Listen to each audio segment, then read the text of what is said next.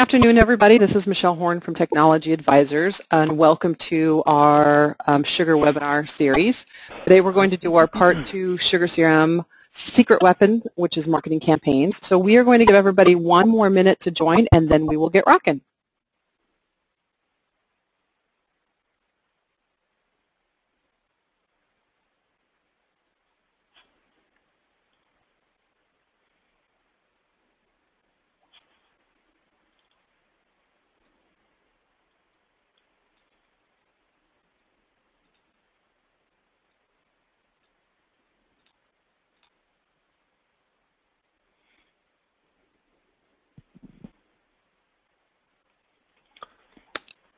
All right, so we've got a couple other people to join us. So Kevin O'Brien from Ecogravity is going to do this presentation with us. So Kevin, thank you very much for joining us. And I am going to turn it over to you. For those of you who want to ask questions, there is a questions box in your panel that you guys can ask questions of. And then when you submit those, they will be come through to us. And then I will interrupt Kevin as he gets a break or takes a breath. And we'll ask some questions so that the whole group can actually see what you guys are asking. So Kevin, I'm going to turn this over to you now. All right. And you're on. Okay, let's do this. Great. Everybody should be able to see my screen right now. First off, I want to thanks Michelle for passing this along, and appreciate everybody showing up today. And hopefully, those of you that were in the first session are here as well and are able to get some things out of this. And we're going to talk about what we call the secret weapon. So if you missed the first session, we talked about lead generation and inbound marketing through SugarCRM. Today we're going to talk about utilizing marketing campaigns. We call this a secret weapon because most of the companies we talk to don't really use this piece of the software, and we believe it's a great opportunity for automating marketing and sales workflow. And then if you're lucky enough to join us again in a couple of weeks, we're going to talk about workflow, and my partner Brian Jameson will be leading the charge on that particular discussion. So before we get started, we have a couple household things here to go through, and just wanted to ask a few questions, 3 quick questions, and I'm going to send this over to Michelle for moderating these questions. But the first one is basically, how did you hear about this webinar today?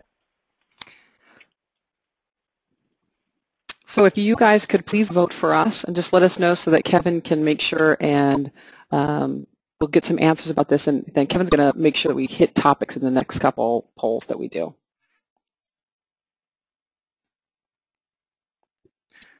Two more seconds, and then we'll go ahead and close it. And we'll share these results with you so everybody can see how we're getting folks. Great. Thank you, everybody.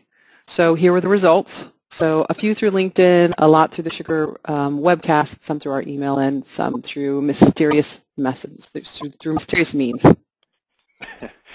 Great. And then 2 more real quick ones. The second one here is, are you currently using SugarCRM? So this is just for us to understand if you're currently using it, you're getting ready to use it, or you're thinking about using it.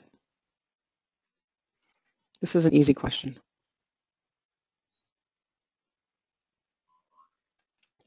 Great, so here's what we got. Most people are using it, and some are just evaluating it. Nobody's on the verge. Fantastic. And then one other quick one here. Which is most important, or more important, to you to learn today?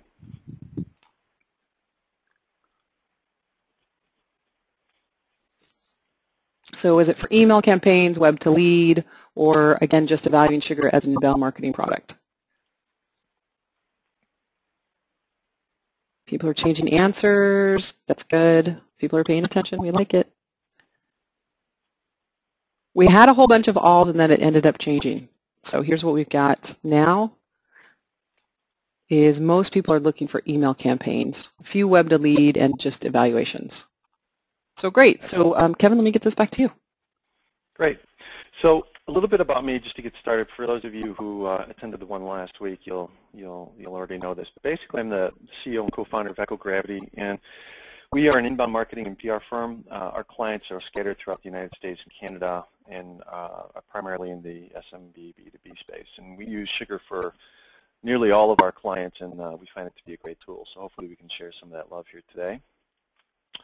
And there's a couple things we want to achieve. The first one is to walk through the whole email and web-to-lead process as it relates to SugarCRM campaign execution. And hopefully we can display how that works today. We're going to talk about some of the metrics and reporting available as it relates to the campaigns. And most of you saw an email this morning, so we're going to show you how that played out for us. And then on the content side, how that relates to inbound marketing and using SugarCRM for managing leads and as it relates through the campaign. And then hopefully you see enough that you like today, you'll come back for our third one in a couple of weeks.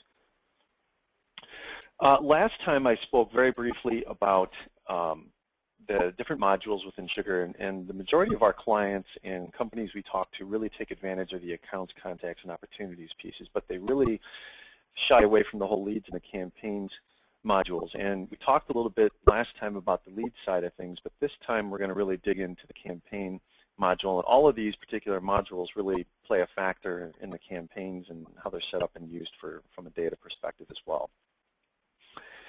And this is one of my favorite slides, and it really, everything in regards to managing and delivering campaigns usually starts with content. And regardless of whether you use Sugar, Salesforce, or any particular tool, it typically starts with some form of content.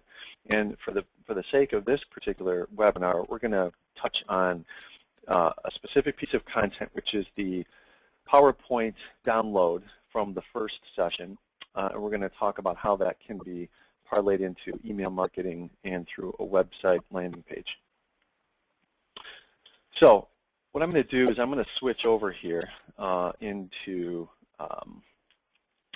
campaign mode. Okay, so hopefully I'm always fearful of doing live demo inside GoToMeetings because you never know how things will break. And in Chicago here we've got some storms rolling through, so hopefully I won't lose connection. But basically what I've done here is switch over into Sugar, and a lot of you that have Sugar, see this as a normal setting here. But in campaigns, this is our internal Sugar instance. So you're seeing kind of all the campaigns that we've sent out through time here. And basically, what I'm going to do is I'm going to show you what's already been taking place. So we're kind of starting from the end. You received an email this morning, and that is the end result of the campaign. And because there's a number of moving parts here, it takes some time to set all this up. And if you're doing it and you're doing it efficiently, as well as with the web landing page, you're probably looking at a few hours to get this set up. And since we don't have that time, I've already set this up, and we'll be able to walk through the process, and hopefully it's not too fast. And if you do have questions along the way, please ask those. So the end result was most of you got that email today, and this is what it looks like from the inside of Sugar. And basically, to get started, if you have never set up a campaign before, you can go into the campaigns module and create a campaign either through their wizard or through their classic interface. And once you've set up the campaign and gone through all the steps, it basically looks like this. So what we're looking at is a campaign that we've named SugarCRM and Inbound Marketing Presentation Download. For the sake of this particular example, we've set this up as an email campaign. However, we're utilizing the web piece of the campaign, and I'll show you a little bit more about that. But what you want to do is make sure that whatever type of campaign you've got set up is in line with what you're trying to do. And in this case, it's an email, there's web, there's newsletter, and there's a number of different types. And you basically go through and set up the start date and the end date, and really the end date is set up for analytics and budget and ROI and those types of things. We typically don't use these pieces, but if you do use those, it's nice to have that those numbers in here for measuring results of your campaign. And basically, before I move on here, I'm going to ask you one more question, and that is, if you are running campaigns, just want to get a quick idea here, how often you are running these campaigns out of Sugar. So, Michelle.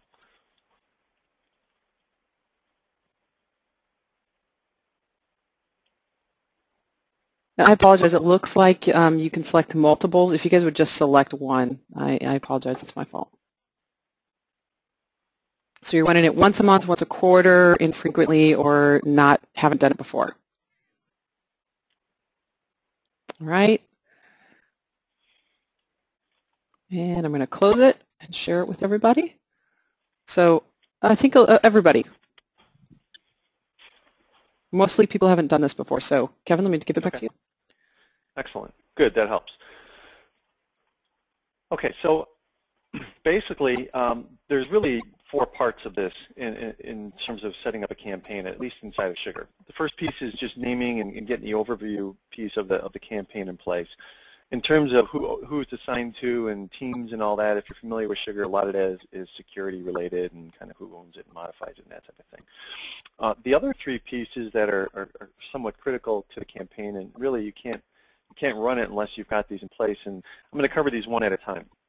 For starters, in the target list, you need to have a list of people that are going to, basically get the campaign. And as it relates to email, you're going to need these lists in here. If it's a web campaign, you don't necessarily need target lists because you're not really sending it to anyone. So everything on that particular type of campaign is inbound traffic. From an email campaign, in setting up target lists, what we've done here is we've set up really 3 lists: the webinar 1, webinar 2, and then the test email list. The webinar, the 48 and 11, so 59 people have signed up for both of these webinars, and they have been selected as lists inside this particular campaign. So what you need to do is you need to select a target list, and you can do this through a couple of different ways. You can do this through importing, which is what we did. We got the list, we imported it into the campaign, and then what it does is it gives you the list of contacts associated with that particular list. So all of you guys are in there in some form or another. Another way you can get a list in here is through reporting. And if you're familiar with reports, this is a great way, especially if your data is well segmented, to be able to send out specific campaigns based on the reports that you have put together within Sugar. So if you have got a report that's around a certain buyer persona or around the specific market that you're trying to talk to, or your opt-in list, then that's another way you can create your target lists. We've also, when we talk about a test email list, this is kind of a best practice that we use. We like to add a test email list to every single one of our campaigns because it gives us an opportunity to test and try our emails and make sure that we're not sending typos and the trackers work and everything. So we basically just set up this list and we add it to every single campaign before we send it out. Second piece of this, or the third piece really, is the URL trackers. And I'm assuming everybody's somewhat familiar with these. And basically what they are the trackers inside the email that will be able to track in terms of what people are clicking through. So for instance, all of you got an email this morning that looked something like this. This is the test message that we sent out, but SugarCRM and inbound marketing. And the trackers in here are this one here, the SugarCRM and inbound marketing, and then the remove me. All right, so these were embedded inside the email. Those trackers are listed right here. The click-through, or the click here, is used for the content, and the remove me was for the opt-out. So you need to set these trackers inside the campaign. The final piece in setting up the campaign from inside Sugar is the email piece of it. So you need, obviously with an email campaign, you have to have an email. And in setting this up, basically what you do, and the nice thing about it is you can set up multiple emails as it relates to each campaign. But in this particular campaign, we set up the email as the webinar #1 PowerPoint download. We set the credentials as far as who it's coming from, and that this is setting this piece up is something I'll show you here in a minute. But it can be complicated if you're not doing it right. We've had some troubles with this in the past, but it all works in the end. We set up whether the campaign is active, and then the big piece of this is which email template are we going to use. And what I'm going to do, and then obviously which lists are going to be sent to that particular email. So I'm going to edit this email here and show you what the insides of it look like, because this is a very important piece. For those of you that have put email templates together, you can do that through this particular menu item, but when you set up the email templates and you're importing trackers, then you need to do it from this particular window. And again, if you're new to it, this, when we first got into Sugar, this was one thing we had trouble figuring out. But once you figure it out, it's pretty much a second nature. So in terms of mailbox, we've got a couple mailboxes set up. In this particular case, we're going to use my email address.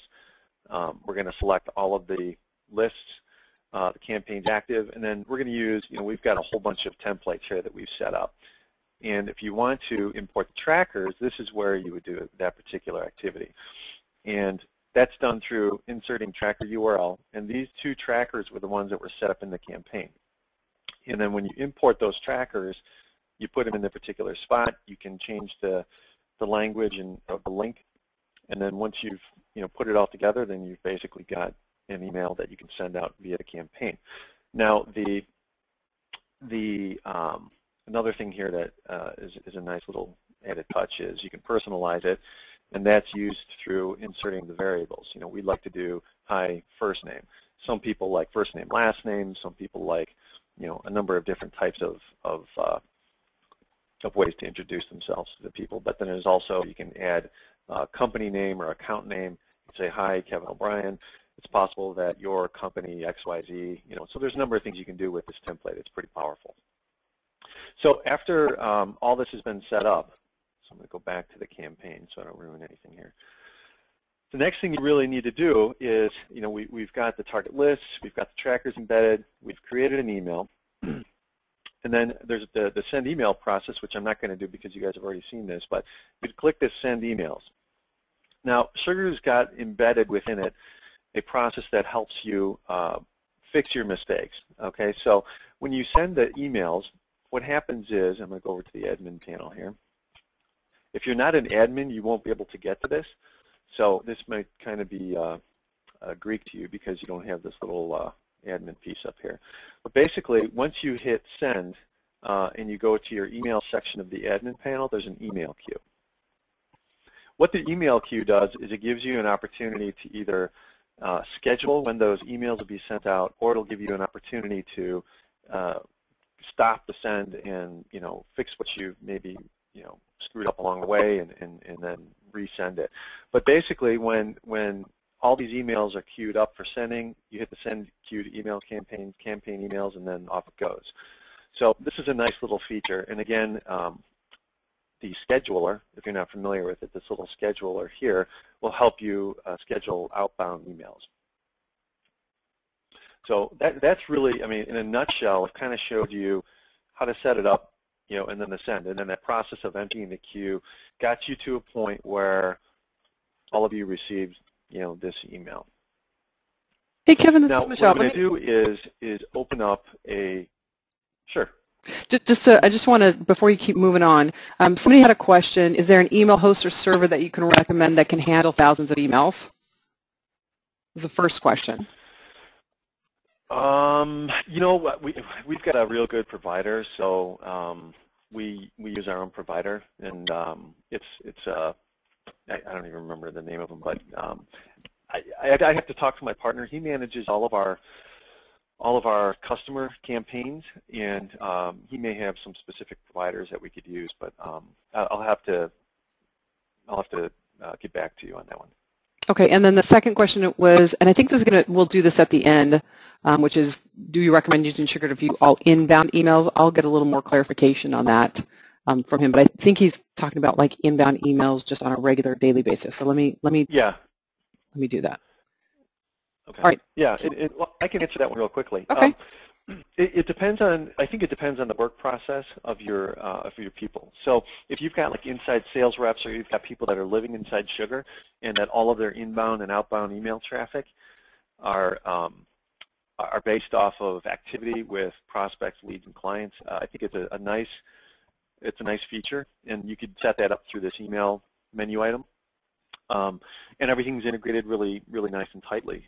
We use, we use Sugar for all of our sales and marketing and marketing automation, and we use Outlook, and there is an Outlook plugin that we use for archiving communications, documents, opportunities, anything that we need to put into relating to an account, a contact, an opportunity. So it really depends on, I think, the job role and function of the person as to whether you'd want to, have them living inside the email client within Sugar. Okay, and then one other question, Kevin. So marketing sets up the campaign, but the emails don't go out unless the admin gets involved, or does the queue give you so many minutes to go catch it, and then it goes automatically? Okay, so if you don't have this admin in place, the scheduler here kind of shows. Don't worry about this stuff, but really the run nightly mass email campaigns.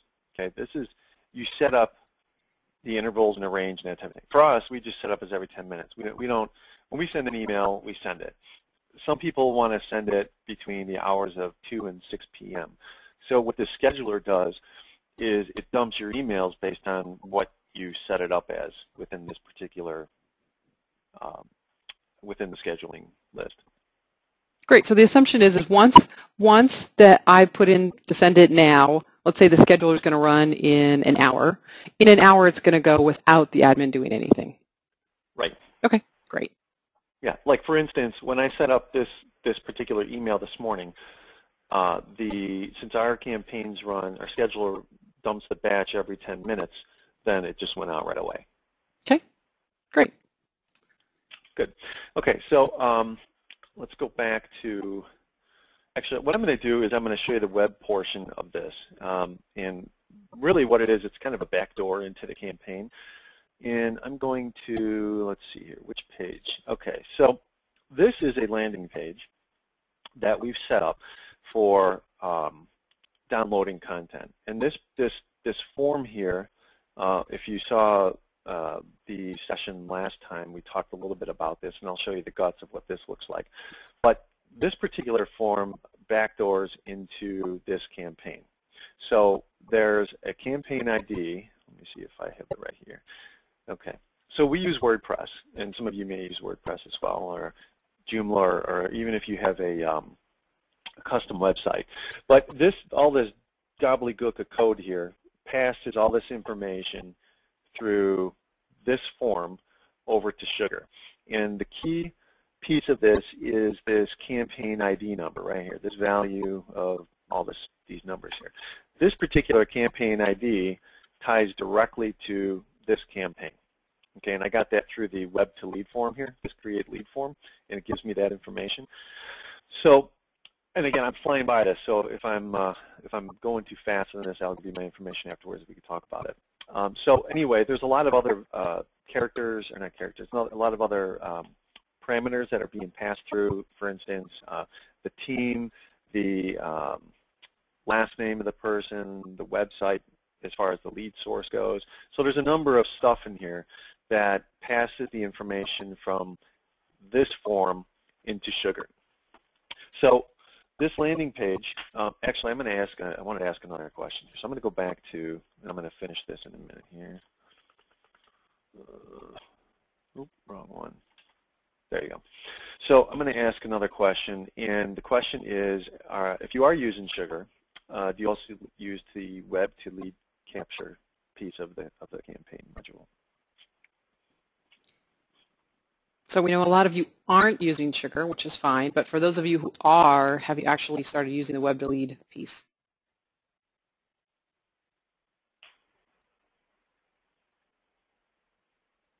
Okay, so here's what we got, Kevin. Okay. Most people don't know how to use it, but a few people have been playing with it. Yeah, and that's common. I mean, it's it's the more sophisticated piece of the CRM, so it's not uncommon that we see this.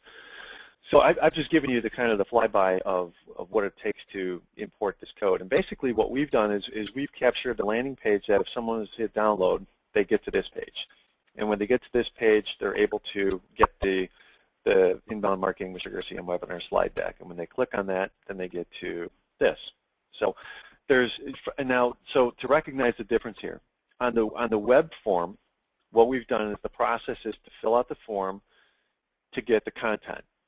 On the email side, if you remember, if you guys click through here, then you would have gotten, and I'll just do it, you'd have gotten right to the content. It shouldn't have got you here. Actually, it should have got you here. in haste, I think we skipped a step. But anyway, either way, you're going to be able to get to this piece of content through the web, or I'm sorry, through the email, and you won't have to fill out the form, and there's a reason for that. Because when you click through based on the tracker, we already know who you are. When you're using the landing page concept, we need to capture information, and as you fill this out, then you end up getting the information then gets put into Sugar, and I'll show you that in a second. So earlier, we ran a test, and we filled this out using Larry Bird's information. And what happens, and this kind of segues into our third workflow, we end up getting an email that looks like this. A new lead has been created in Sugar. It's Larry Bird, Hall of Famer, his information, right? So all this stuff comes through, and this is the workflow piece of Sugar. And it also gives us a link. So we're going to go ahead and click that link. And it brings us to the leads portion of Sugar. And within that lead gives us all the information regarding Larry Bird, his title, his email address, more information. We pass those parameters again. It's a website is the lead source. Lead source description is the deck download. And then it also ties to this campaign. So this is kind of the full circle process that we've put in place in terms of some of the automation. And then I'm going to ask another question here. Here we go. And again, this is probably, I'm assuming if you're not using the web to lead, you may not be using workflow. So the question is basically to what extent are you using workflow?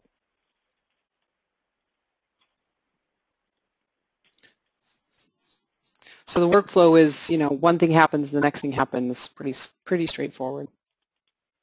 Right. Mostly not at all, but we're waiting for a couple more folks. Okay, great. A little bit. We've got a little. Got no superheroes with quite extensively yet. The only superhero that's out there is my partner. I think he's sitting in. He does this more than I do. So is that Brian? That is Brian. Okay, so Brian did. So here's the answers to this. By the way, Brian did share a comment, and I had to make sure that he was valid. But he said that SugarCRM recommends Rackspace for somebody who asked for an email host or server. SugarCRM recommends Rackspace. Yeah, he's probably pretty on point there. All right, take it away. Excellent. So now we've covered, just as a quick recap, we've covered the creation of the campaign, all the pieces involved inside the campaign, sending it, receiving it, workflow, and then really the last piece here that gives you a really good handle on what you're doing is the status and the metrics in regards to each campaign. And you can get that through this View Status button here once you're inside the campaign. So here's, at a high level, what we get is the name of the campaign and all the basic specifics that we had put in place. And then this little filter by here is if you do end up sending more than one email, you can filter your metrics based on which email was sent in regards to the campaign. And so what we've got here is some metrics. Okay, so this thing was sent to 61 people. And we don't use the email. The person that asked the question about managing email within Sugar, if you did have that set up in terms of inbound and outbound, you would see the metrics here in terms of bounced messages. Since we don't do it that way, then we always get 0. And in this scenario, 17 people viewed the message. And again, this is a fuzzy number because email clients these days, you may have it open and it's viewed. Sometimes it's viewed, and Michelle, you could probably add to this. Sometimes it's viewed based on downloading images. We don't typically send images in our emails. So for us, it's potentially just a clicking of the message, and I'll click on that so you can see how many people, and me, I'm in here, so I clicked on it 5 times, and then how many people hit the email based on the particular message, going back up to the metrics, and then the people that click through. So some of you may have clicked through, and if you did, you'd see your name here, right? And then it shows what you clicked, and I apologize for calling anybody out here. The activity date of the click-through and the time, and then the related URL that was clicked, and then how many times they clicked it. And then, as you can see here, the leads that were created, Kevin O, I did earlier, as a test, and then Larry Bird shows up here too. So we can look at all the metrics in regards to a campaign all in one little view here. So, you can just click on the leads piece of it, and it takes you right to that. Yes? So Kevin, real quick on the messages viewed, just so everybody knows, Sugar sends out a 1-by-1 pixel, really and truly, in the email. So people do have to have their images turned on for that to show up. So it is possible that quite often that's not going to be an exact number, right? Because you had how many people click, you had how many people open it, but if somebody has their images turned off, you may have more than that. So just know that viewed message is relative to who has their images turned on and off. So that one's not exact, but the click-through, of course, is. Great. So here's here's where we stand in terms of metrics, and again, it's good for really getting some numbers in ROI based on your particular campaigns that you run. And of course, if you've got contacts that are already inside Sugar and they're clicking through this stuff, then you're going to be able to go to that contact and see all of the content and all the campaigns that they've clicked through. And there's typically a correlation between the people that, where there's a lot of activity based on your campaigns and potentially becoming a client or a customer of yours. And then we can go to Larry Bird, and that's what we show through from the web lead. So that's kind of the full circle on it. What I want to do is a few more things here. There we go. Okay, so let's just do a quick recap in terms of using it for campaign management. And again, I'm not going to walk through every step here, but basically here's the process in a nutshell. I think Sugar does a nice job of outlining, and they've got forums, and it gives you quite a bit in terms of how to get these campaigns up and running. But I think that this particular session kind of outlines it in I think a pretty good demo format. We weren't able to find anything that was very specific like this, but this particular list, if you need it after the fact, feel free to reach out to me and I can send it to you. The one piece that I wanted to add to this is something that we talked about in the first session. That's the nurture marketing. So if you get the campaign thing down and you're doing it well, then this nurture marketing piece is really a nice value add. And for those of you that sat in the last session, this will look familiar. But the campaign status in terms of the leads created or the click-throughs, or you can really create any target list to your campaigns, and then utilize what we like to think is a really good product is Inbox 25. So based on particular leads that you got, whether it's through a website or through email campaigns, or they've clicked on five trackers or whatever, you can create target lists, and you can target them specifically for additional content that might be real relative to the buyer persona that you're going after. And in terms of, actually I forgot about this. Let's go back to, this will be really quick. In the campaign section, when you set up these trackers, what we did in this tracker here, which is the downloadable content tracker, if you notice, for those of you that are Google Analytics savvy, there's these, and even if you're not, you've probably clicked on these a million times before, this UTM_source. That's a Google URL builder option that allows you to track specific campaigns as it relates to your analytics. So, for instance, in this particular case, what we've added is a tracker that says this is a Tech Advisor source. The medium is through email. The content is the PowerPoint, and the campaign is Webinar 1. So instead of just having a tracker here that covers just this, where the person would click through, we added the Google Analytics piece that gives you further opportunity to go into your GA account and track specific content. So that's another nice to have that we typically use as a best practice. And then next time we talk, it'll be on the workflow, and this is landing page, lead, and then it gives you the information which we showed you in the email, or in the campaign lead. So again, I talked about this last time. I think Sugar, and we use it for a lot of our clients. The impact of the business is big. We believe it's a great opportunity to capture new prospects, and importantly, in optimizing your sales and marketing resources. A lot of automation can be put in place in order to make sure that your people are being used effectively and and there's some particular ROI associated with your campaigns. And again, in your executive management, looking for specific information and metrics, it's great for reporting if you're doing all the right stuff on the front end. So real quick, if you missed the first one, we've got that video, I believe, and the deck available for a small free fee. Today we covered the marketing campaign secret weapon, as we call it, and next time we're going to cover the workflow. So hopefully, I know that's covering a lot in a very short period of time, but unless we do a sit-down kind of training session, there's really no way to get through this campaign in a much shorter period of time. Great. So we're going to open up. Does anybody have any additional questions? And while we do that, we have our last poll, which was this valuable? Did you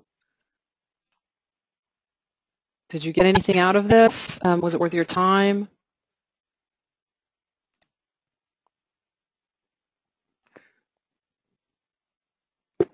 Great. So we've got some folks that have voted, so I'm going to go ahead and close that. So my question, if you guys have any questions, you can reach out to both Kevin and myself. I'm at Technology Advisors. Kevin is at EcoGravity.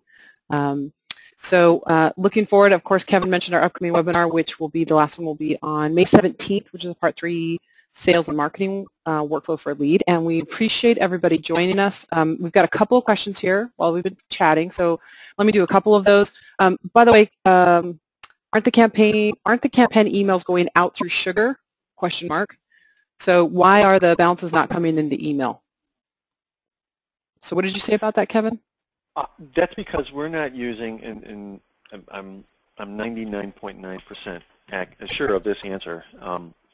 And Brian, my partner, could probably chime in on this. But it's basically because you're not getting the.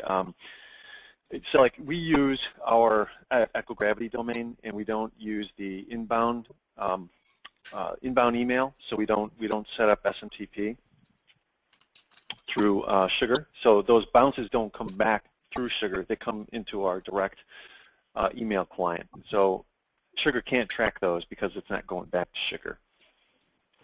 Okay, so Brian, do you want? I'm sorry, POP, not SMTP. Okay, so I'm going to open Brian's mic. Brian, do you want to add to that, or is that good? I'm not on mic. We're listening to you, Brian. Oh, I am on a mic. You are on a mic. I opened you up. Oh, Don't say how about anything that? bad. Don't say anything bad. Yeah. I'm on my computer speakers here, so hopefully it's not too bad. But yeah, that's the right answer. So if your inbound email or your bounce email account that you set up in Sugar is not connected or configured to work with inside Sugar, then you're not going to see those bounce backs. They're just going to show up in your inbox, and then you just kind of manually have to take care of it. But if you do want to track it, then all you need to do is set up, I think it's under inbound email inside of the admin panel, is to set up an inbound email account and then also a bounce back email account, and then just make sure that it's set up and configured correctly inside of the actual email client within Sugar. And then you should start to see that stuff show up in the campaign.